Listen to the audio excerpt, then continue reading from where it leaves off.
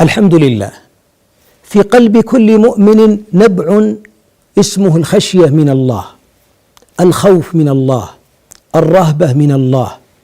هذا الينبوع الجميل من الخشية لله إياك أن تطفئه بذنوب الخلوات.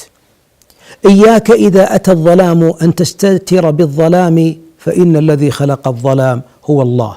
وأنادي الأم والأب: ربوا أبناءكم على أن الله يرى، ربوهم على أن الأبواب مهما أغلقت بابه لا يغلق، ربوهم أن الملائكة معهم في الغرف ولو أوصدوها بالأقفال، ربوهم أن الذي يخشى الله ويخاف الله ليس له في الجنة جنة واحدة، ولمن خاف مقام ربه جنتان.